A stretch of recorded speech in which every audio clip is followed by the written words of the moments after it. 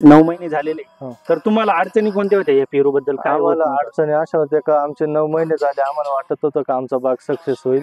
शेंडा थांबला होता, फळ पण फुल पण नव्हतं. पण आमच्याकडे एक कैलास खापरे सर आले, त्याने चांगलं मार्गदर्शन केलं आम्हाला.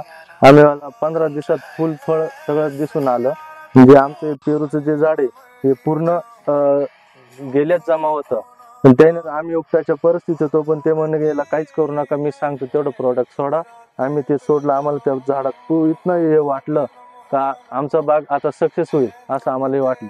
तर हे पेरूचं झाड त्याला आळी लागलेली होती खोडकेत खालून, हो मेल्यासारखंच झालेलं होतं, म्हणजे हो. ते डेड झालेलं होतं. हो तर त्याला आता बघू शकता तुम्ही, हो. जवळ आहे बरं. जवळ हे हे पेरूचे झाड फळ आलेले आहे. हो तर त्याला बघा, पेरू पण आलेले आहे आणि हे हं. उपटून, हे शेतकरी उपटून टाकणार होता हे पेरूचे झाड. तर या पद्धतीने हे झाड पण जगलेलं आहे. अशा पद्धतीने आपण त्यांना एक चांगली ट्रीटमेंट दिलेली आहे. तर पेरूवरती त्यांचे म्हणजे त्यांना अपेक्षा नव्हती का पेरूला फळ येईल का नाही येणार. तर आपण इथलं एक पेरूचं झाड मोजलं, तर असे बऱ्याच ठिकाणी एका झाडावरती 100 पेरू असतील असं मी त्यांना सांगितलं, पण त्यांना खोटं वाटलं. त्यांनी मोजून दाखवलं. बघू शकता हे झाड आहे.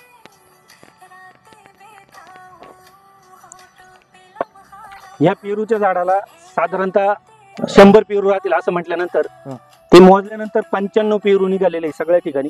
बघा तुम्ही कशा पद्धतीनं फुलकळी आणि पेरू लागलेले, एकही फुलगळ झालेली नाही. एवढा पाऊस चालू असून सुद्धा झालेली नाही. तुम्ही दाखवू शकता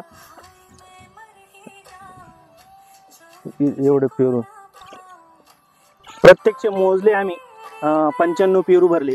आणि सगळ्यात या प्लॉट मधले सर्वात छोटं जे झाड आहे, आपण इथं बघा, हे जे छोटं झाड आहे, आता एवढ्या छोट्या झाडाला सुद्धा 15 एक पेरू आहे. त्याला जास्त असतील. आणि एवढे फुलं सगळी सेटिंग झाली, फ्लॉवर सेटिंग झाली, फुलगळ झाली नाही, फळगळ झाली नाही, आणि चांगल्या पद्धतीनं पेरू आलेले. तर आपण कोणत्या पद्धतीनं वापरले ते? आम्ही ड्रिपनच सोडलेलं. त्यांनी विन्सॉल पी वापरलेलं आहे आणि अजून काही प्रॉडक्ट दिलेले होते त्यांना वेगवेगळे. तर त्यांनी ड्रिपमधून वापरून त्यांची जमीन भुसभुशीत झाली. नंतर फुटव्यासाठी बी नॉर्मल शेंडा स्टॉप करण्यासाठी त्यांना पाहिजे होतं, झाडं व्यवस्थित करण्यासाठी आपण विनस्टॉप दिलं होतं. त्यानंतर त्यांना टुलिप दिलं होतं फुलकळीसाठी. आणि त्याबरोबर कॉम्बिनेशनमध्ये वेगवेगळे औषधं देऊन त्यांचं कॉम्बिनेशन करून फुल सेटिंग चांगल्या पद्धतीने होण्यासाठी वेगवेगळे कॉम्बिनेशन करून आपण त्यांचा प्लॉट चांगल्या पद्धतीने केलेला आहे. तर आपण महाराष्ट्रातील शेतकऱ्यांना काय सांगू शकतो? महाराष्ट्रीय शेतकऱ्याला सांगतो का आम्ही एक सरांचं मार्गदर्शन करा, नक्कीच खूप फायदा होईल. भरपूर बाग पण होतील चांगले व्यवस्थित, पण पैसा पण भरपूर मिळेल.